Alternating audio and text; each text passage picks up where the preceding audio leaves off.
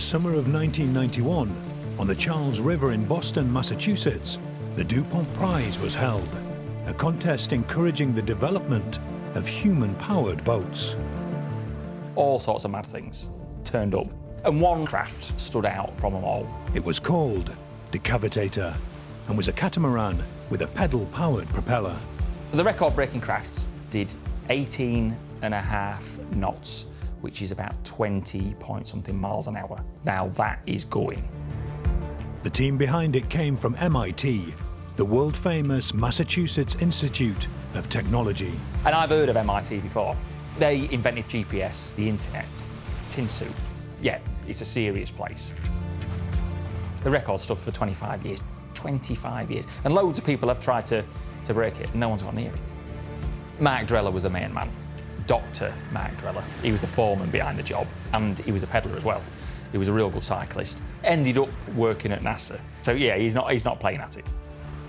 This is what we're up against. We like a challenge. We like a challenge. Let's be honest, we all know I'm not clever enough to set about building something in my shed to take on MIT. Definitely not. So we need to meet some brains. Ron. I've heard Ron's the man to go and see. And so Guy's record-breaking attempt begins at Burton Waters Marina, the aquatic headquarters of a University of Lincoln expert in marine engineering. All right, Ron. Hi, Guy. Welcome aboard. Come on in, the brew's on. You've got it sorted here, Ron. I'm Ron Bickerton. I'm the Industrial Professor of Engineering, and I do as little as possible. You want the truth? Perfect timing. Good Look at timing, that. mate. Good timing. My background, I've been chief engineer for a number of companies, mainly on diesel engines. I was an apprentice with big marine engines when I started, All right. including working in Germany. Yeah. A bit of real-world experience then. Well, yeah, I've commissioned ships and built power stations in Somalia, for example. Is that right? Commission power stations? Yeah. I'm here teaching, doing research, producing, I hope, what we term industry-ready graduates.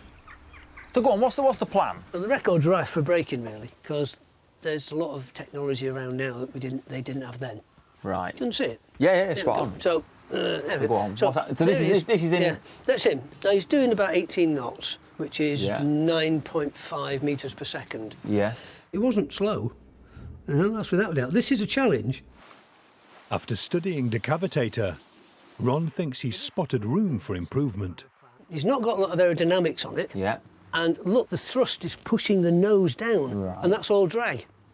The forces on the Dreller one is trying to tip the boat into the water. So we need to rebalance the forces, so all the forces we're putting in are doing what we want them to do, go fast.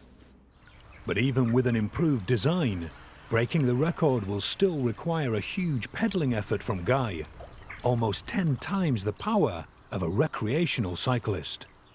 And how many watts are you thinking? 1,000 watts to get you up onto the plane, Yeah. and then 600 watts after that. I need some warming up for that job. But yeah, whatever it takes. Yeah. That's no problem. We like a challenge, right? We like a challenge. At the university, Ron reveals the vessel he thinks can enter the record books. This is the basic design that we're looking towards. Yes. These are going to be semi-displacement hulls, so they'll try and lift themselves. And underneath What do you mean there? Well, as you go fast enough, the water tends to lift the front of the hull and it skims out the water. Have you seen speedboats, the way they lift up? Yes, Now, on top of that, we want to put some hydrofoils in. Now, these are basically wings that work in water. Yes. So these things then pick you up Right. and you start to fly. The Newey's principle states that as a fluid accelerates over a wing shape, an area of low pressure develops on top and an area of high pressure develops underneath. That creates lift and should raise the hulls completely clear of the drag of the water. All right, spot on. Right, that's it. We've got a plan. Yep, we've got a plan. All we've got Let's to do get is build it cracking. now. Yeah. Some of Ron's students set to work constructing a prototype in their workshop, while Guy heads off to watch a hydrofoil in action.